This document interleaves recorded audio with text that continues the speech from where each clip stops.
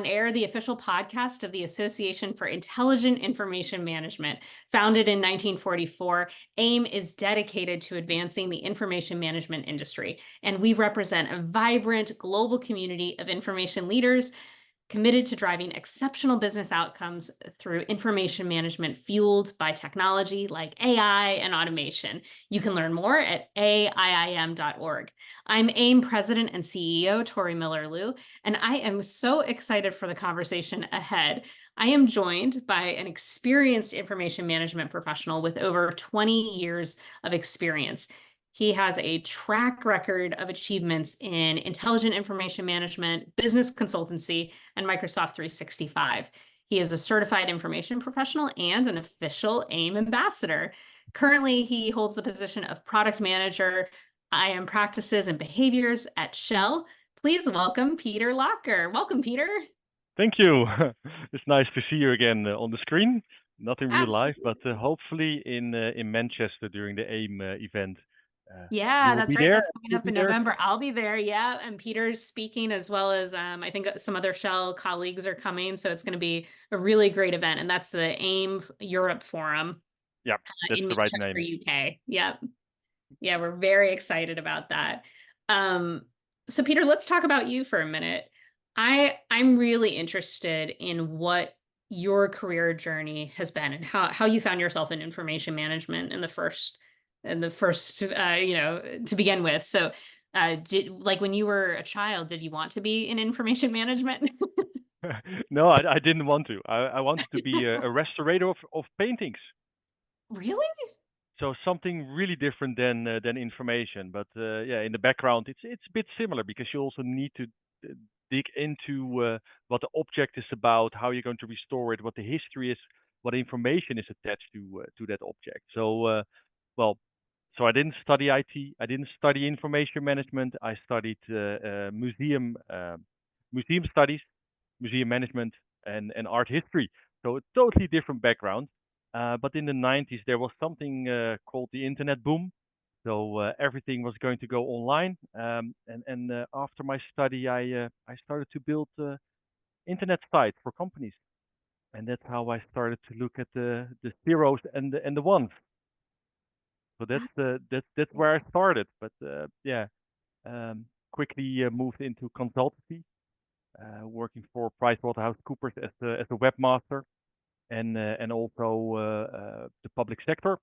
So doing public or was it governance work.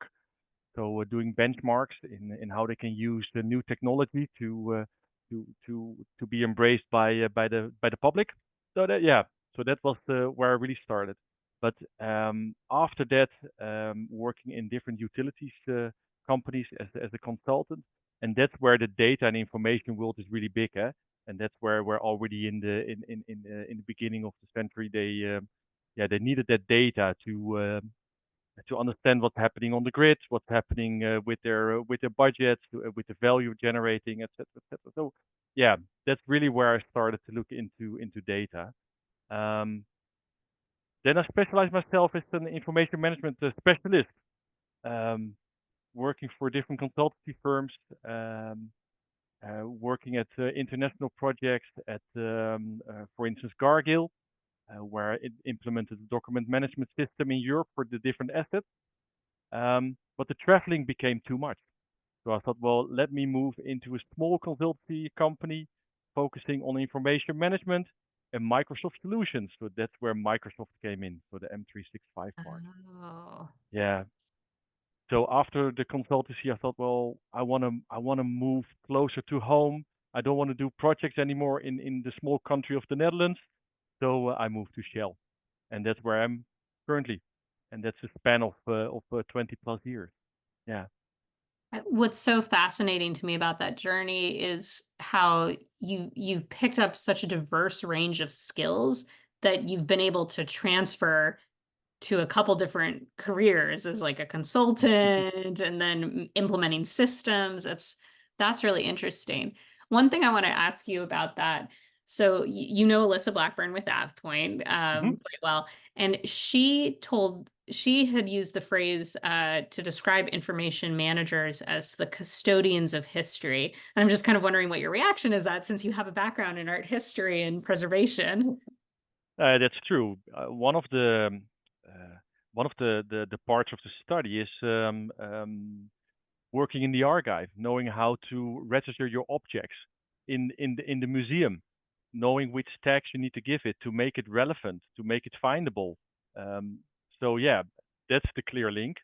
I think if you look at what other aspects are there, making exhibitions, you need to do research as well. Uh, the topic is nice. Doing an exhibition about dinosaurs, I mean, that's not enough. You need to do your research to come to a nice 3D element where people can walk through. So yeah, she's right, basically. And Uh, what's interesting about your analogy around the exhibits is you also have to be a really skilled communicator, right? uh, what what I think was really a core competence that I had when I went working for IT is the background I had. My brain was working differently because of my museum background, because of my art history background. I didn't look at the world as being zeros and ones. So I was. You don't need to know the subject. You need to understand and you need to ask the right question to the Mm. clients you work for. Looking from different perspectives, making sure that you understand them, but also that you understand that they understand you, where you want to move to in your project. So yeah, it's been a whole journey, um, and I'm happy where I'm now as a product manager for AIIM practice and behaviors. So also there you see that the people is central. People, the change, the transformation. It's not only systems and processes. So let me ask you Yeah. this, because I know you have an interest in outreach to university students, hmm to get more students interested in our industry. Since you don't have a background in computer science and IT from your university days, I guess my question is how would you counsel university students who may not have a degree in computer science that might be looking at their skill sets and thinking, well, is this a potential industry for me? Is this a potential career? How would I assess that I have the strengths to pursue a career in information management? Oh, that's a very difficult question. I wasn't expecting that one. Sorry. You deviate from the script. No, it's. I think where it starts is where lies your interest. Um, and seriously, I think that you need to have some sort of personal skill to be in this industry, to work with information, to work with information leaders. Um, it is not all about like it's not all about processes and tools. There's so much more out there. I think in the AIM conference in San Antonio, a lot of things were about change management, about people, about Mhm. new technologies, and you don't need to understand the new technologies, but you need to understand how to implement it and which value you can generate from that. And I think in that sense, it doesn't matter what your university grade background is. Uh, if you have that interest, you can be in this industry. That's a great answer, especially since I surprised you with it. That's great. So it sounds like some of, listening to your journey, my summation of that is if you have a passion for helping people solve problems and connect dots, and you're a skilled communicator, you're interested in change management, this actually probably could be a potential career for you because as you said, it's not as technical as you might think. You certainly have to know technology and understand it, but it doesn't sound like that's your focus at work, that you're hmm not constantly thinking about zeros and ones in data, No, no, you're no, no, thinking about no. Yeah. people. Yeah, that's true. And it's really funny. If I look at information management and the colleagues I have within Shell, um, there's a librarian, there is a biologist. So there are people with different backgrounds, and we make a lot of fun together, and we add a lot of value in the IM world in Shell. So yeah, I think I'm really fortunate to be part of that team. Okay, well, speaking of Shell, then I know we've known each other for a couple of years now, and I know you've done some really interesting work at Shell. So can you tell me about a recent project that you've done that you've been particularly passionate about, very excited about? Yeah, I can. Um, One of the projects that we're working on is the IAM maturity, raising the IAM maturity in Shell. And you can do that in two ways. You can look externally, what are others doing in the industry or other innovators are doing to raise the bar, but you can also look internally. So we looked at both. But if you look at the internal IAM maturity, we created a model where the different lines of businesses on a yearly basis they fill in questionnaires. We can do interviews with them as well, and from there, um, we know where they stand in their maturity. Are they a 0 or are they a 5 or are they in the middle?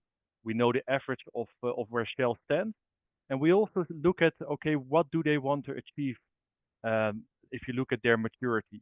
So do they want to move from a 2 to a 3? Or do they want to move from a 2.5 to a 4.5? And then we discuss with the business, okay, when you want to make that move, what what do you need to do in the background, and which projects do you need to start up, and how do you need to look at your compliance, or how do we add value with the different projects? Because um, we used to look in Shell as IAM maturity. We looked at the compliance part. So if you don't do it well on that part, you have a low maturity. But from last year onwards, we also look at the value. So how much value do you create with your information in your business? So that's how we changed our maturity model internally. Um, then if you look at the external work, we did an exciting study with four other oil companies or energy companies, looking at their maturity. So what it's not a benchmark; it was a study, a research. We looked an external company for us did interviews with the different companies and the IM teams and the data teams, and they looked at what doesn't go well, what goes well, and do you have best practices? And from there, we get a lot of insight in where our IM strategy should go to within Shell. And on a side note, we're trying to create a IM community together with those companies to keep the dialogue flowing, to learn from each other, although we're competitors in the industry, I think we can still share and learn and collaborate on information management. So those are, I think, the two exciting things that happened in the last 12 months. Um, yeah. Those are huge achievements. One thing that I wanted to ask you about when you were talking about the internal maturity model that hmm you're using with different teams within Shell, you said something really interesting there, and I just want to make sure I understood. You're giving them a score from hmm 1 to 5, uh, but then you're asking them if they want to improve their score. Yeah, because it could be that they're currently happy with the score on, say, the dimension compliancy. I mean, they're a 3, they do everything well, the processes are in place, there are no fines, they can find all the information when there's an audit. So why move to a 4 and do a huge investment? Maybe there are other opportunities, other dimensions you want to grow in. So that's where we help them with in their IM action plan for that year. Yeah, Oh, and that's it's not that I'm doing this alone. I have a lot of capable people and experts around me that are really helping me with this. well, and I have to imagine like that approach is so different than someone coming in and saying, "Okay, your score is a 2 and that's bad and you have to improve." It's almost like judgment free. It's simply objectively this is your score and is there value in you improving that score? It's such a different conversation, and are people more receptive because that's your approach? Well, the use of the approach of punishment. And what I mean with that is that in the past we looked at are your processes in place to control your information, to be compliant? and they would make a risk profile of that particular line of business on IM, on finance, and that was reported out to a higher level. But now we said for information management, we also want to grow. We also want to see the value, the return on investment. Um, so let's also start measuring that. And then the dialogue with the business is totally different because you have the same goal. Yes, we want to be compliant, but we also want to add value with the new innovations that are coming our way. Oh, that's so interesting. And then tell me how you've essentially worked with Shell's competitors to develop this external model and benchmarking tool. How how have you navigated Work in progress. work in progress? Yeah. Yeah, yeah. We did a study. So Okay. we did a study with 4 or 5 other companies. Yeah.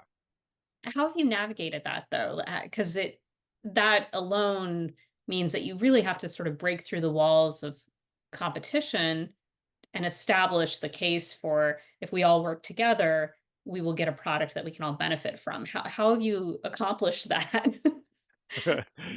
That's a very easy question. There's an energy benchmark group where there are 9 or 10 energy companies in there, and they look at different kind of benchmark, looking at outsourcing benchmarks, financial bank benchmarks, IT benchmarks.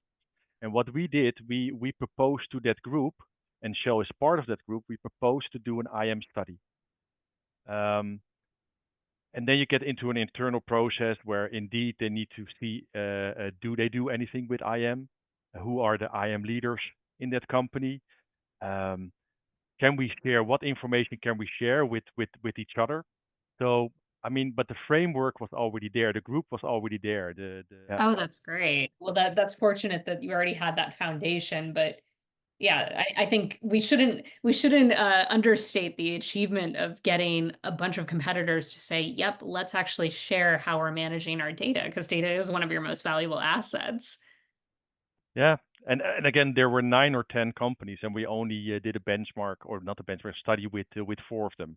So only Yeah. half, say half, only were part of the benchmark. Now we're trying to create this IM community within the energy benchmark group, and because we did the study, we have more people, more companies that want to come and be part of that exciting journey. Yeah. Have you already gained some interesting insights from that study? Yeah, I think it was something with AI. AI was important. What? Innovations What a with what? surprise. What? Whoa! No, no. I think there are a couple of things there that everybody is managing their information in a slightly different way. The responsibility is different. They look at the information also in a different perspective. So some of the companies say unstructured and structured information is one. So they have different definitions of information. That is one. Two is the AI part, so new innovations. How are we going to deal with that, and how are we going to control that?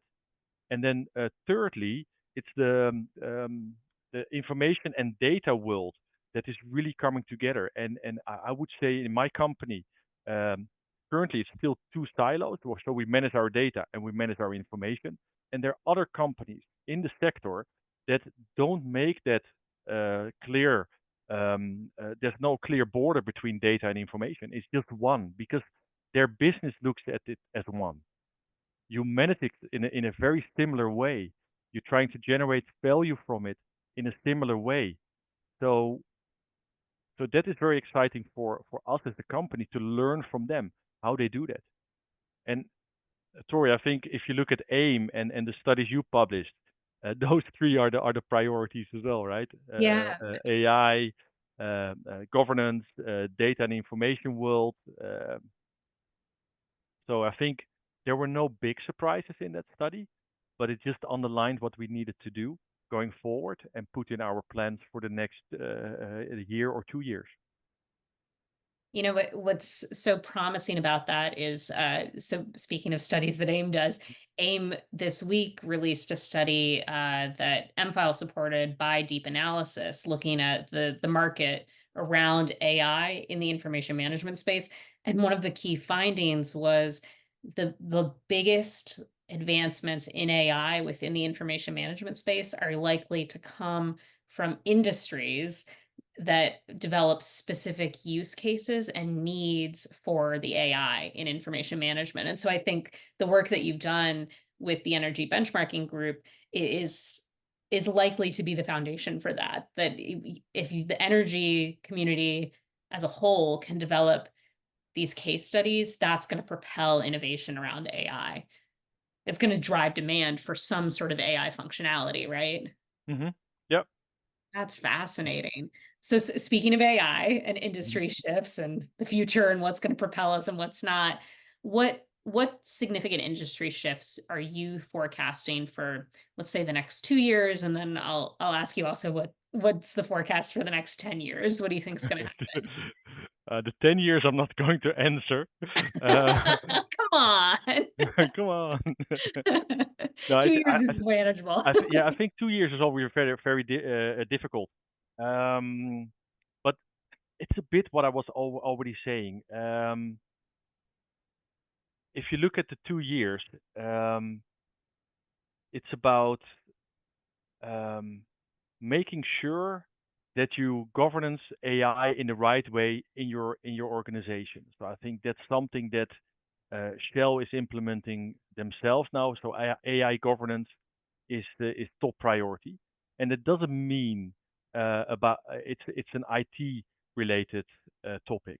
It's IT, the business, legal, that need to work together to make sure that that structure, that governance will work, and we're going to be safe in not overexposing our information, to be compliant to the ruling that are coming in the different countries. If you look at AI, um, so yeah, it's really that uh, business, IT, and legal that needs to work together there. And it's basically, Tori, the story that we've been telling at the different AIM conferences, how we implement information governance. The AI bit just comes into it now, and we need to start managing that as well.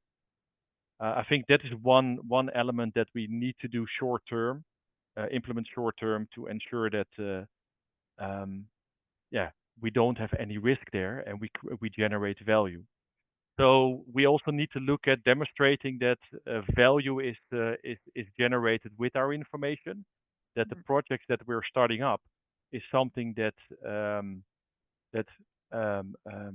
yeah, really adds value to the business processes, mhm. the business value. So I think that's something that is on our agenda as well. Um, and again, data and information. How are we going to manage that? We have two silos in the company. Um, how are we going to bring those together? And I think these 3 4 points that I'm mentioning, I would just challenge people that are listening to this podcast to go back to their own drawing table and think about it. Think about how those elements can influence you, and what do you need to do to yeah, to be future proof. I mean, I think it's Gandhi who said the future depends on what you do today. So yeah, do that. Think about what you do today, but also look at the dependency on the future. Oh, Does it give that's a yeah? Sorry, does it give a question on the 2 years? Or maybe it was not too structured, but the no, 10 years that I'm was a not great answer. the, the 10 years I can try to answer that one. Um, and I think the core answer will be on the fact that data and information is still growing and will be growing significantly in the 10 years.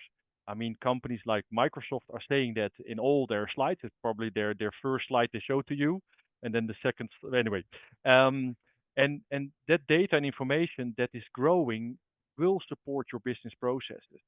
So will support your business growth as well, and your competitive edge to the industry, will help you being innovative. And I think that's where we should look at on how can we manage that information and data that is so big. How can we make sure we really keep what we need to keep? How can we make sure we don't keep too much? So there's a balance there. Mhm. Um, and It's about the relevancy of data and information in your business. Um, we have within our company we have data that although it's 50 years old, it's still relevant. If you look at seismic data, it doesn't change. So relevant data we need to keep. But at the end of the day, we also have data like what can I give as an example? A certain project closure documents. We don't need to keep that for 50 years. So let's really look at your attention schedule. Look at the value you want to create that supports your business process and your business value. I repeat myself a little bit, but Well, I think that's so worth repeating too, that you always need to there is a cost to data. There's a cost to storing it, there's a cost to maintaining it, and you have to connect it to value. So I think it's a point worth repeating many, many times. Um, one one question I have for you then, with that forecast of AI governance becoming more important, data volume increasing, how is that gonna change your role? Do you see it changing your role over the next 2 years? yeah, because of the information and data pillars that are moving together within Shell, um, that will change my role. So the call it the structured and the unstructured world coming together. Um, I think that is an exciting time because we can learn from each other. The data teams how they manage their data, the information teams how they're managing their information. We can, so yeah, it will change. I'm looking forward to it. I don't know what the next 10 years will bring for me, but I think there's plenty of work for all us information managers to do good work within the industry and within the company you're now at. So, yeah, And I wonder, just because it's sort of worth noting, um, in that description of what you see ahead and your own career, I did not hear you once say records management or records. Do you think about records anymore at all? we do. Yeah, we do. It is very important because at one side we need to store our records within our company because of regulations, uh, staying compliant because of audit reasons.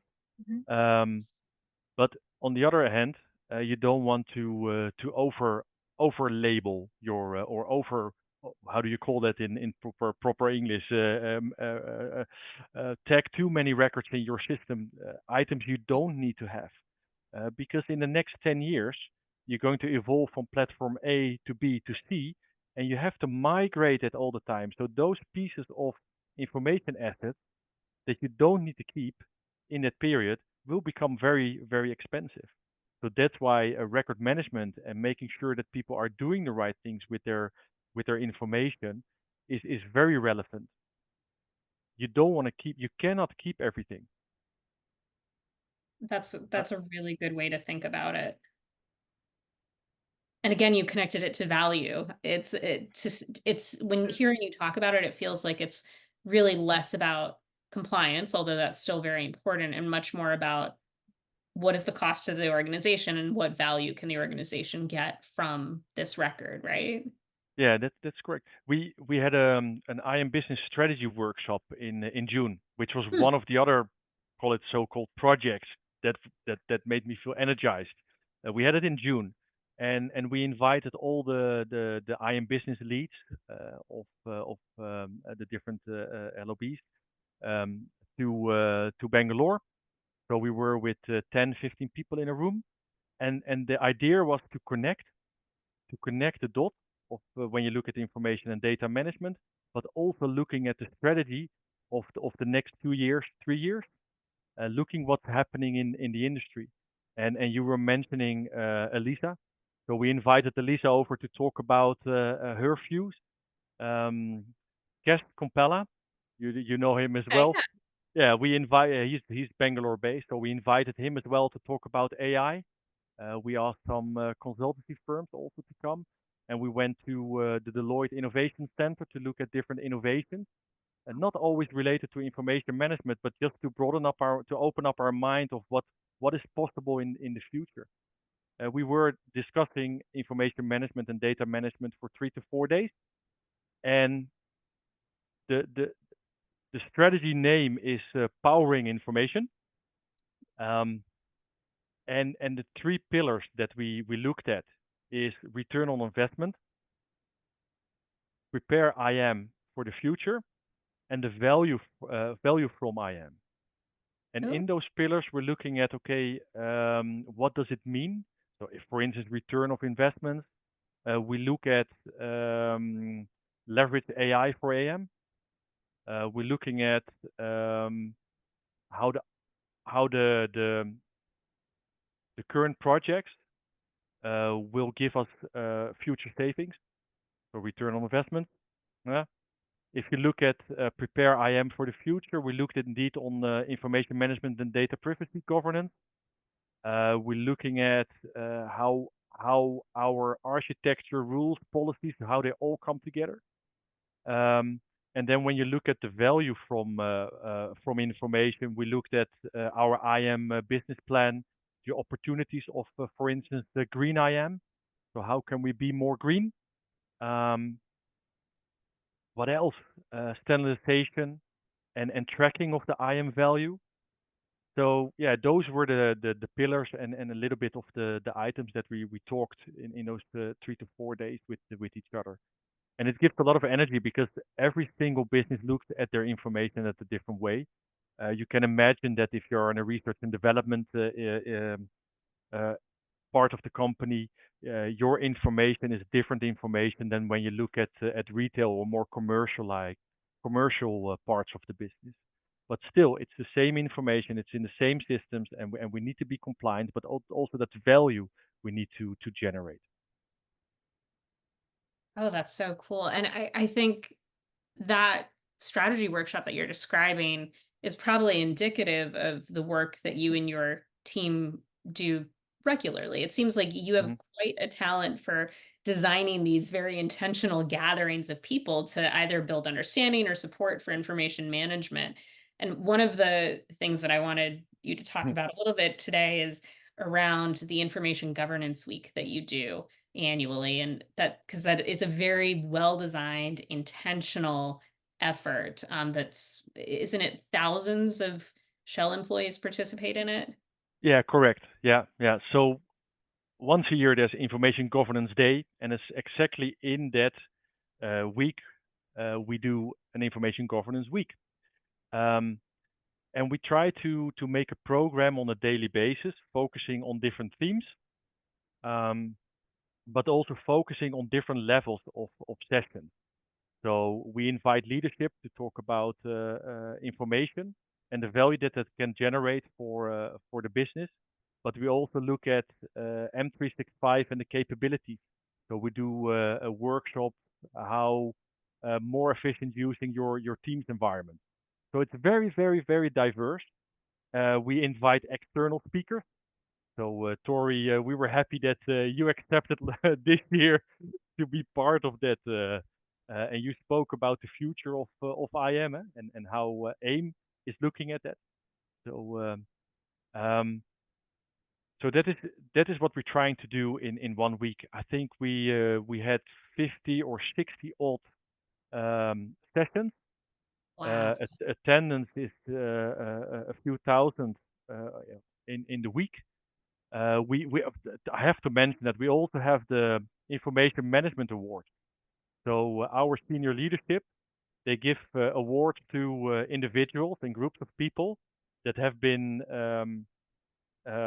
making a significant change in IM within Shell. So there were like 10 awards given to the different people. So they really get their um, uh, they really get their good work will be valued by leadership. So that is really really cool to do. For this year, so next year in February, we're in the preparations for that week. Um, so yeah, I would like to invite you to Oh, I would speak love to again. participate again. It was such a great program. It's we so well designed. We don't know So the themes yet, and maybe we change the program a little bit because it's quite intense for everybody. The people that are organizing it and the people that want to attend. We make recordings, but we might want to do a theme per month or something like that. So we spread it yeah, around yeah. the year. Yeah, but it's exciting to have that opportunity within the company to put IM on a pedestal and show people what is important and why we're doing it and why it's important to you and your work and how you can support us and help us. So, what advice would you give to an information management practitioner who wants to create something like that within their own organization, whether it's like an information governance day or an awards program? Like, where, if you have nothing, where do you start? Hmm. Leadership sponsorship, a little bit of budget, and a lot of energy, I would Good say. advice. I like that. Okay, so one more thing I Oh, want to no, no, ask you. sorry. I'm going to add something. Yeah, yeah. Last year we had on the 14th of February, Valentine's Day. We had that was part of our information governance week. So the whole day was about love your information, and we distribute stickers that people could put on their laptops, and it says love your information. So and people still walk around the office with those stickers. So yeah, maybe that's the fourth point. Be creative. Yeah, be creative and be unafraid to be a little cheesy. Yeah, yeah, indeed. That's adorable. Okay, so last question for you, Peter. What do you feel like information leaders should be thinking about right now to be successful in the years ahead? Um, uh, I think I would like to quote Peter Aiken, Okay. um, because he one of his statements is only 10% of the CIOs know what they are doing when it comes to managing their data as an asset.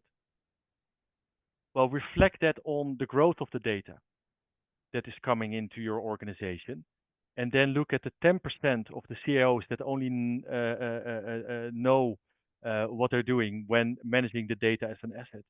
We need to focusing on data management, information management to take full control of it and use all the great capabilities that are coming towards us. Short term, if you look at AI, Gen AI, etc., etc. So I think that would be my final statement and an answer to your question. Oh, that's such a good answer. And it again, it's not a judgment on CIOs. It's there's a skill set there where information management practitioners can complement the skills of IT, right? And my first answer was, which I wrote down, was get your broom out of the closet and start cleaning because I think that's what you need to do as well. Yeah, But that right. was a bit cheesy. I like cheesy though, so I like that answer too. So data quality, and then make sure you're really focusing on data management within your organizations. Yeah. Great answers. Peter, thank you so much for being on AIM on Air. You can connect with Peter as an AIM ambassador by joining AIM and becoming a member of AIM, which you can learn more about if you visit aiim.org. Peter, thanks so much for being on the Thank you. podcast. Thank you. You're welcome. It was really fun to do.